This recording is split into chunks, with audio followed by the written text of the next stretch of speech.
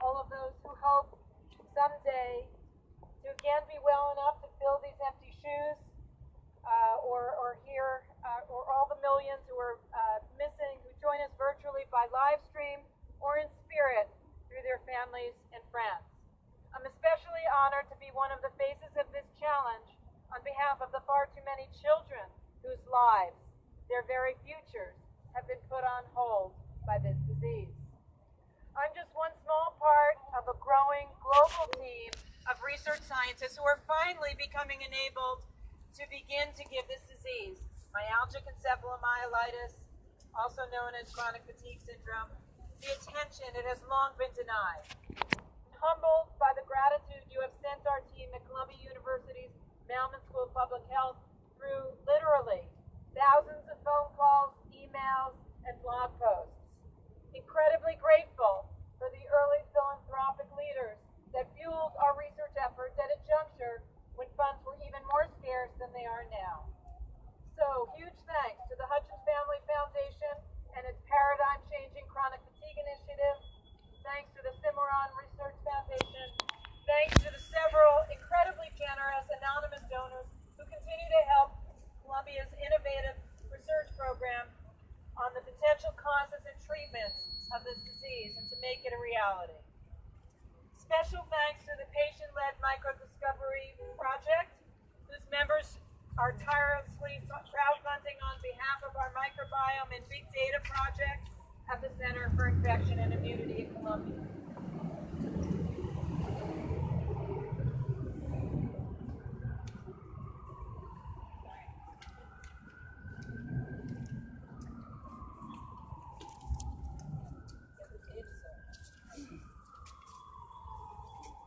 The support of the Microbe Discovery Project has been vital in keeping our research operations going.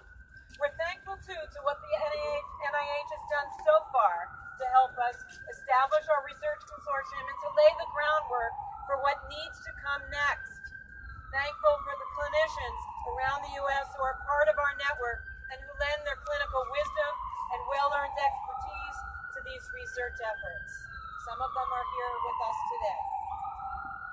But this had better just be the start. Last year, NIH funded us, along with some of this country's most expert ME/CFS clinicians, to collect incredibly well-characterized unique samples and rich clinical information from patients and controls multiple times over the course of a year. These samples and data will no doubt lead us to new discoveries as to why the disabling symptoms of this illness occur, who is at risk, and ultimately give us clues as to how to treat it someday. Right now, we are without funding to study these samples or the clinical data associated with them. We're all dressed up with no place to go. Like what the game-changing Combating Autism Act of 2006 brought to the autism research field, perhaps we really need an act of Congress to bring our current research initiatives to the next level. Shout outs to those advocates who have campaigns on the Hill and to those members of Congress who have already signed on. Grow that effort. NIH has promised to commit funds to ME/CFS, an opportunity for which we are grateful. We have learned that ME/CFS Centers of Excellence and Data Management Centers will be funded through these funding commitments, known as Requests for Applications, or RFAs. But just last week, NIH released RFAs committing $62 million to other diseases, with none for ME/CFS. In the past year, $2.8 billion have been committed to RFAs, again, with none for ME/CFS. So we in the research and patient communities are still waiting on these promises to be fulfilled on behalf of the millions missing. So, hopefully what we have seen and what you have been promised thus far is only a beginning. Funding initiatives must be expanded to spark the imagination of creative scientists from all manner of research areas, and to entice newly minted physicians and PhDs to dedicate their careers to this field. To welcome health professionals to the care of ME/CFS patients through education and awareness campaigns paired with clinical toolboxes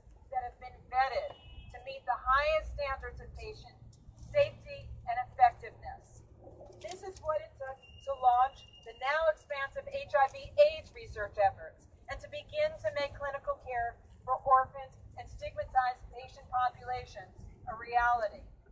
We know we need more. More awareness of the disease, less stigma. We must train existing and upcoming generations of health professionals to recognize the disease throughout the globe.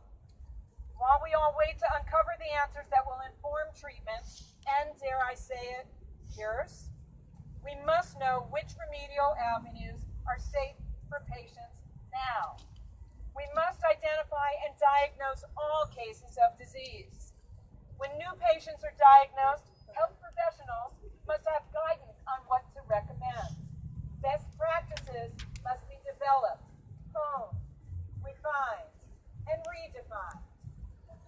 A big shout out on that to our Columbia colleagues, biostatistician Dr. Bruce Levin and microbiologist Dr. Vincent Raccaniello, for vigorously responding to the call from David Tuller and others around the world to reanalyze data from the PACE trial and to ensure that future research studies are designed and conducted with patient safety in mind and recorded with the utmost scientific integrity. Yes.